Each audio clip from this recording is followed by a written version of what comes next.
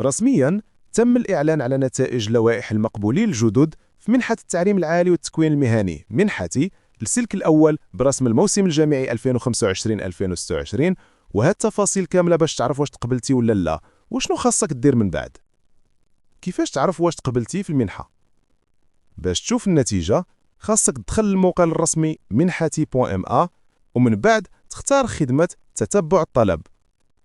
غادي يطلب منك تدخل رقم مسار ديالك ورقم تتبع الطلب اللي كاين في الوصل ديال التسجيل ولا في الإيميل. إلا طلعت لك عبارة بحال طلب خوي لصاحبه صفة ممنوح، صافي نوض على سلامتك راك مقبول ومبروك عليك المنحة. في هذه الحالة خاصك تنتظر فتح موقع خاص بحجز موعد استلام بطاقة منحتي من البريد بنك. أما إلا طلعت عبارة بحال طلب خوي لصاحبه صفة غير ممنوح، أو للأسف راك ما تقبلتيش في المنحة، إما النتائج مازال ما تزادوش بعد أو التسجيل ما كملش. الشروط اللي خاصها توفر في المترشح باش يستافد من المنحة: يكون عنده الجنسية المغربية، يكون حاصل على شهادة البكالوريا ديال 2025 ولا ديال الدورة الاستدراكية، ما يتعداش العمر 26 عام في نهار الامتحان، يكون مسجل في شي مؤسسة تعليم عالي أو تكوين مهني، يكون مستحق اجتماعيا ومسجل في السجل الاجتماعي الموحد. قيمة المنحة وكيفاش كتوزع؟ المنحة كتقسم على 3 الأشطر.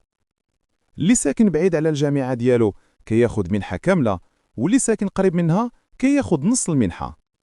سلم واحد الإجازة: الشطر الأول 1900 درهم، الشطر الثاني 1900 درهم، الشطر الثالث 2533 درهم، المجموع السنوي 6334 درهم.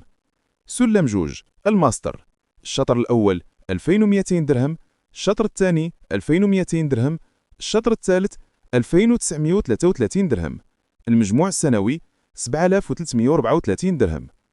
سلم 3 الدكتوراه: الشطر الأول 3646 درهم، الشطر الثاني 3646 درهم، الشطر الثالث 4861 درهم، المجموع السنوي 12145 درهم. هادو الأرقام كيبينوا أن قيمة منحة كتزاد مع المستوى الدراسي، فطلبة الدكتوراه كيشدوا أعلى منحة ومن بعدهم ديال الماستر ثم ديال الإجازة. إلا كرر الطالب اللي عنده المنحة في الدراسة كيعطيوه غير نص المنحة إلا كان مستفد من المنحة كاملة، وكيتسحب ليه المنحة كاملة إلا كان أصلا كيشد غير النص ديال المنحة. وما كيتستافدش من المنحة أي طالب عاود أكثر من عام دراسي في كل موسم.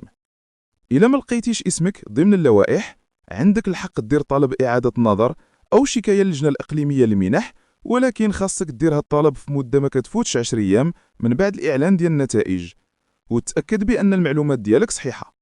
من بعد ما كتأكد أنك مقبول كتسنى تفعل الموقع باش تحجز موعد استلام بطاقة منحتي، وكتختار الوكالة أو المدينة اللي قريبة ليك باش تمشي تشد لاكارت ديالك.